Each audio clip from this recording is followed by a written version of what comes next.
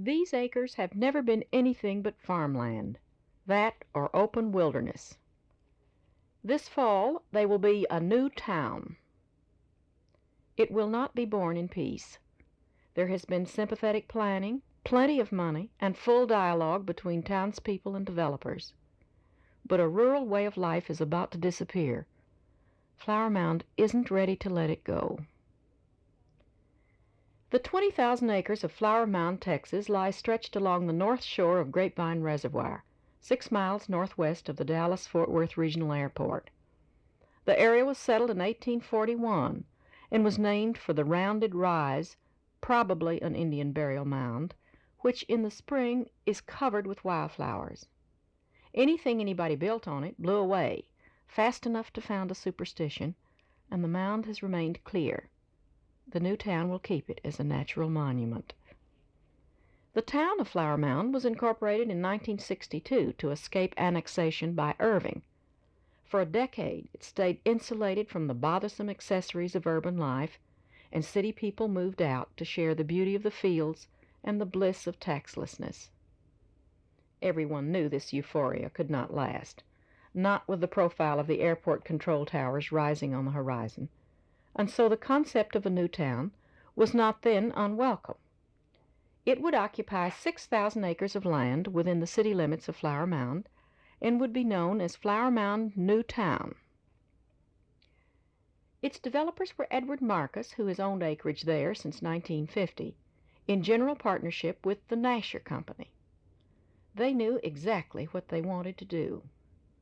What we had in mind doing was doing something similar to Columbia, Maryland, or Reston, Virginia, but trying to do it even better. The net effect on the tax rate of the town, because of the new town, will be an improved situation in terms of their ability to allocate efficiently and effectively, and the net effect, therefore, will probably be reduced in terms of urbanization. We attempted to create a plan which would receive approval from the government in regard to creating a new urban laboratory so that we could try to improve the nature of the environment itself, create social delivery systems that would relate to ecological systems, which then would relate to physical planning to improve the whole nature of how you build a community. The typical subdivider is only in his project for a year and he's out again. But we will be building Flower Mound over 18 years. They could have that much time because fund guarantees for the project came, under the New Communities Act, from the Department of Housing and Urban Development and allowed planning and time and a range of amenities not possible with private money. The town's history and ecology were carefully studied. Every floodplain was designated parkland. In fact, 1 of every 5 acres is to be park or open space. Land use gave precedence to natural tree spurs, and to be sure of a shady future, even more were planted in special tree farms. The new town is divided into several neighborhoods, and the first one, Timber Creek, will open this fall with 150 houses. Ready when the houses are will be the first element of the Timber Creek Village Center, a visitor's center which will contain a daycare and postal facilities, as well as offices for all utilities. Within a year, an 18-hole golf course will be complete, and there will be 1 church built in a religious campus big enough for several. Retail facilities will face away from parking and into a little lake made by a part of the creek. Within 2 years, Flower Mound Newtown will have its own community arts complex, with a theater for performance and studios and work areas for artists and teachers. While this planning has been going on in the new town, the old town was not standing still. Its Planning and Zoning Commission had engaged a consultant, had tightened zoning, and got started on a master plan. Its city council had hired a city administrator and a police chief and applied for federal grants available to growing cities. But grants are postulated on the one thing Flower Mound did not have, a tax base. The city council evolved what many thought was a modest one, and the first statements went out last October. That was when trouble started in Flower Mound. The new town was not the villain, It had no tax claim on the old town, but to some it was no longer welcome. It was a symbol of unwanted change. Ernest Hilliard strongly favored the new town at first, not after October. He gathered 420 names on a petition calling for a referendum on disannexation. We have no objection to developers coming into Flower Mound, but when they get the city council over on their side to the extent to where they have their own interest at heart and not the interest of the people, then I think it's time for the people to speak. Are you speaking of Flower Mound Newtown? Yes, I am. What is your position on Flower Mound Newtown? I have no objection to Flower Mound Newtown. I don't want them to rule Flower Mound, the entire town of Flower Mound. And you feel that that's what they're I doing? feel that that's what's happening. Certainly do. Flower Mound has a 6-member council, including a non-voting mayor and yearly elections. The 3 new members elected this past spring are much cooler than their predecessors, both to the new town and to the old town's new projects. One new councilman is Ernest Hilliard's son, Ronnie, who has lived in Flower Mound all of his 27 years. As I understand it, in the total budget for this year was, if I'm not mistaken, was $258,000, of which $155,000 of it was tax money. So that means that you have to have a tax base to get those grants, don't you? As I understand it, there's certain funds that are put up that have to have a percentage of matching money through with local money, which in this case would have to be taxation. Standing strongly for a bigger police force and better fire protection is incumbent Thomas Webb, an American Airlines pilot originally from Connecticut. Well, in regards to Newtown, everybody says we set up the tax for Newtown. We had to have a tax base. We had to have police protection because Newtown is here, but yet Newtown is paying approximately their land and property of 40% of our overall taxes. So we do owe them some protection, but yet they have not been the ones that called for protection. Our protection has been the areas which have said they don't want protection or they don't want ordinances. Well, these are our big problem areas. That's where the police spend most of their time. Even the new town's best efforts brought confusion. Although federal grants for water and sewer facilities are available, it was obvious that Flower Mound could not produce its share of matching funds.